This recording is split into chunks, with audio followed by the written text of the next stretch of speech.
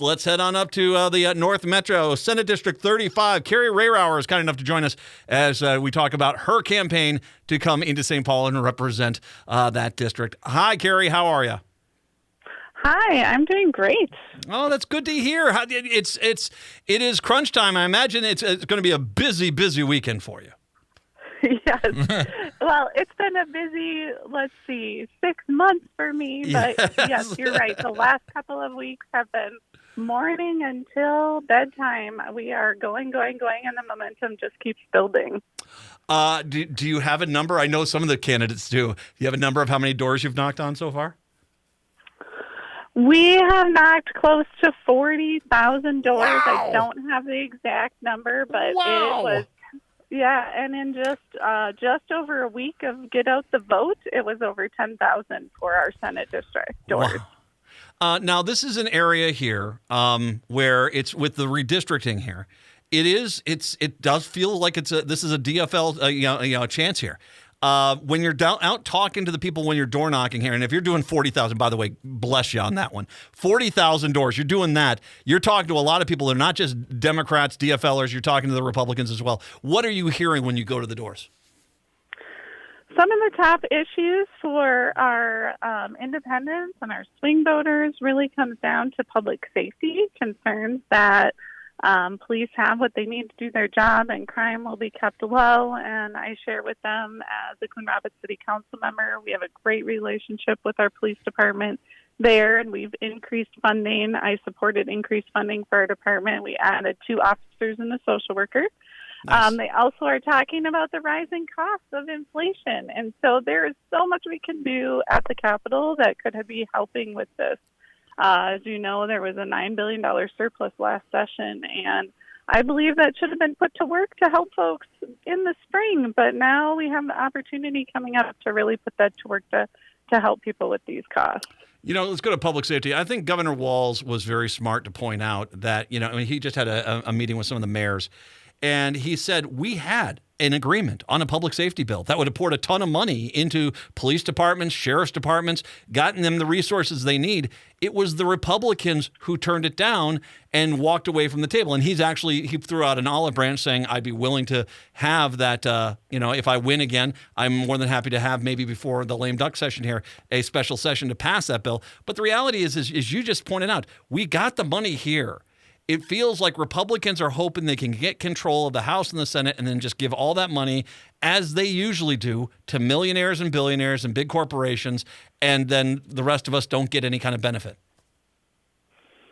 Yeah, it's really unfortunate. There was an excellent public safety bill that was supported, and my opponent actually voted against it, and we need to ensure that this work gets done in this coming session. So my seat is one of the most targeted in the state, and this is one of the keys to flipping the Senate. And so getting out and voting in this district and coming and supporting this district is a key to flipping the Senate blue and getting that work done. As it has been there, I will say I've talked to a few of the DFL candidates, and it's gotten ugly down in their districts. I'm just going to be honest with you. I hope they haven't targeted you too bad with anything nasty. I know there's been a lot of spending, and there's been a lot of mailers and a lot of ads from many different groups. I purposely do the best I can to avoid the noise and not look at any of the negative ads so that I can just focus on doing the work for the people of Minnesota. I was talking to Alan Roy, who's running up in Senate District 2 yesterday. And he brought up the great point. He said, as you talk about these mailers, the point of these mailers is not to inform, it's to discourage. And the reality is that the tough part that the Democrats have to do, the DFLers have to really focus on, is that don't get discouraged and not vote. The reality is that's the purpose of a lot of those mailers, is to just overwhelm you and just have you throw your hands in the air and say, okay, the heck with it, I don't care. The reality is that you have to get through that noise and get out early voting, vote on Election Day. Doesn't matter, but you have to get out there and make sure your voice is heard. Absolutely. I keep hearing this race is going to be 20 to 30, 50 votes, something like that, between myself and my opponent. So every single vote is going to count. So it is vitally important to get out and vote in this race. And as we've seen with Roe versus Wade overturned at the federal level, the decisions we make at the state level this election are going to be more important than even the federal election. So although it's the midterm, I would say it is more important this year than ever. You know, Kari Rehrauer is joining us right now, the Senate District 35, and just up on the north side here. You brought up the Roe v. Wade, overturning of Roe v. Wade. I was looking at some numbers, and I talked earlier in the 3 o'clock hour about the early turnout advantage the DFL and the Democrats nationwide are having, and it's pretty substantial at this point. There are a lot of people who are out there right now who are furious about this because as much as I'm not trying to dismiss, say, public safety or inflation, the reality is when you start taking away people's rights, that starts to enter into a new echelon of outrage, I think. People are like, wait a second here, you're taking away my rights now. And I think, let's be honest, women have had a horrible experience with men, particularly white Republican men, basically trying to control their bodies for way too long. And I got to imagine it's now at a tipping point with Roe v. Wade getting overturned. Yeah, I would say it's unprecedented that this took place. It really is the first time in American history where we went backwards on rights available to individuals. Over our history, we've continued to get more and more rights for different groups of people. It was very disheartening, and that's exactly right. I believe that women should be able to make that decision for themselves, with their family, and with their medical provider, not a politician making this decision for them. You also are, I want to make sure I mention this too, that you're a good old blue collar district. That's the people that keep the state going is your district there. And if they're wondering who the unions are endorsing, you got a lot of union endorsements for your campaign. Yes, that's right. And in addition to that, I am a lifelong union member. I've been a union member since 1999. I am still a union member today. I will stand up collective bargaining for our power law, which solidifies collective bargaining. It's surrounded by right-to-work states, and it really isn't right to work. It's right to work with less say in your job, with less pay, with less benefits, and with less safety. So we need to have a strong union to protect that, so we can protect our strong middle class. And it's funny because we have seen other states where Republicans have gone in there and tried to do that.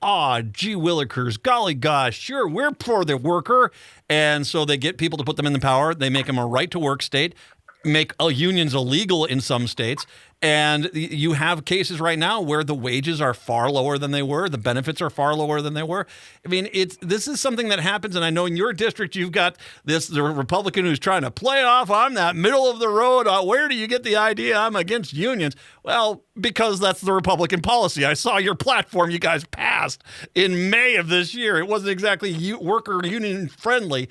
And so, I mean, it is kind of one of those things where I think this is where the door knocking comes in. Is out there just remind people, yeah, if you want good wages, if you want benefits, if you want paid sick leave, if you want maternity leave, you want to keep your jobs here, well, you have to vote DFL because those are the people that are fighting for those jobs. That's what I've done all throughout this campaign is to point out, so pay attention to how my opponent has voted because that's where the facts lie. Yep.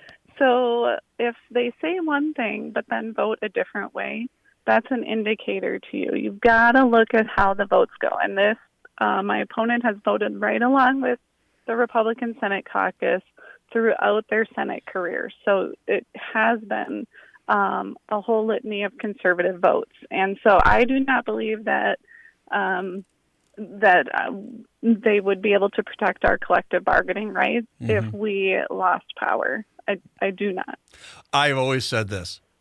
For that Republican who's out there saying, I'm pro-union, if the Republicans had a chance to wipe out unions in the state and that individual would be the tie-breaking deciding vote, they would run down that aisle with a smile on their face and say, so long unions, because that's just who they are. That is their national standard.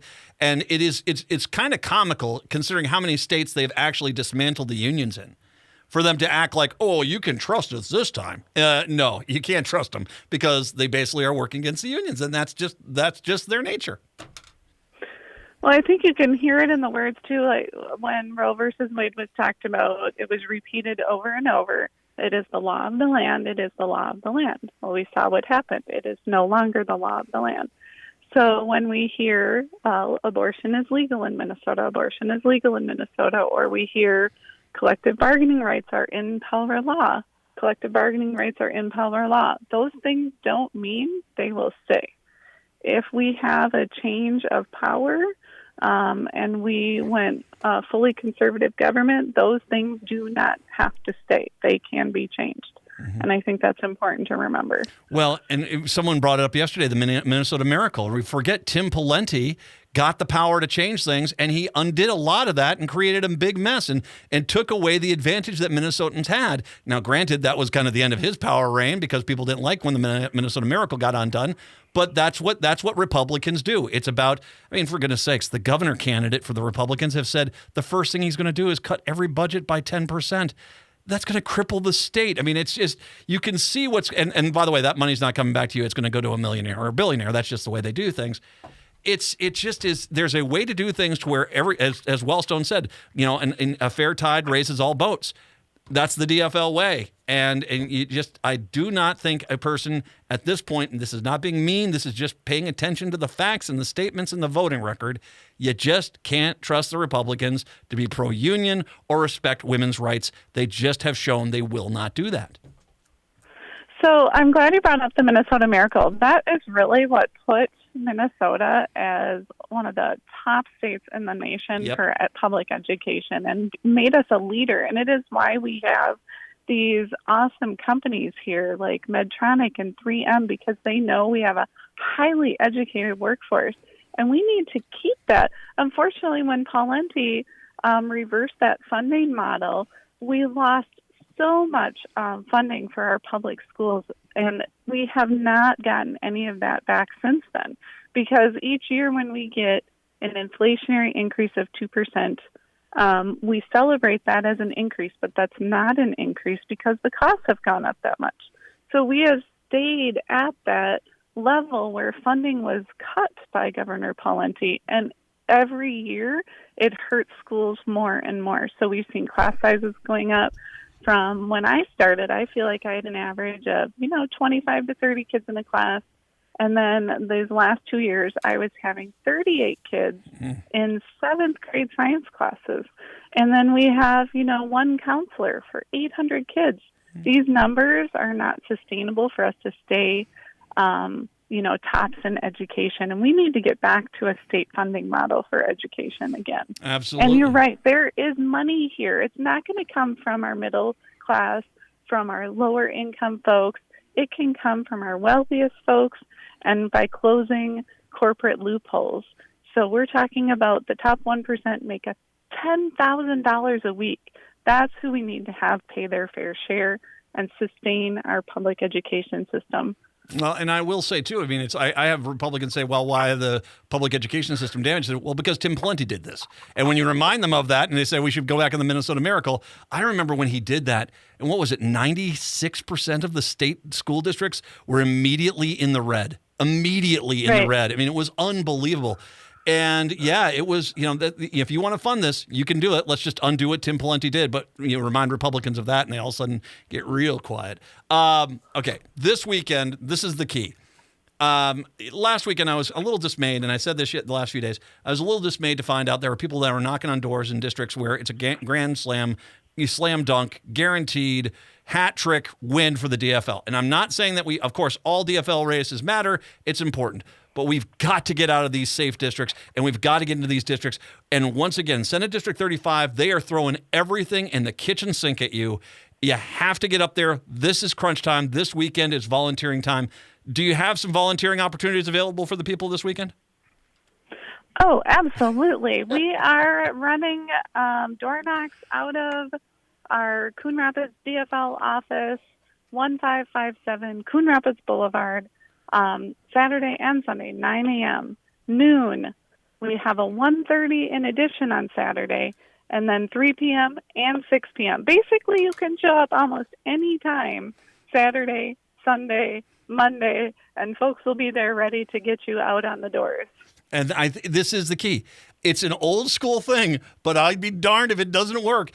You knock on the doors, you're going to win the district. It really is that simple. If you knock on the doors, you're going to win the district.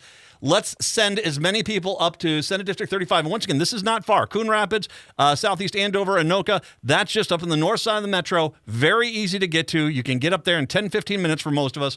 Go out and help Kari Rehrauer this weekend in that district. Can they just go to your webpage and sign up and find out information on the volunteering? Absolutely. Just go to the webpage and click on volunteer, and it will be there. My webpage is kariformn.com, KARIFORMN.com. Kariformn.com. It comes down to this, people. If you want a blue wave to happen, what are you going to do to make that happen? One easy way, get up, help Kari up in Senate District 35. Kari Rehrauer. Kari, all my best this weekend. I know you're going to be working really hard, and I'm looking forward to seeing you in St. Paul in this next session, okay? Oh, thank you so much, and thank you for having me here today. I really appreciate it.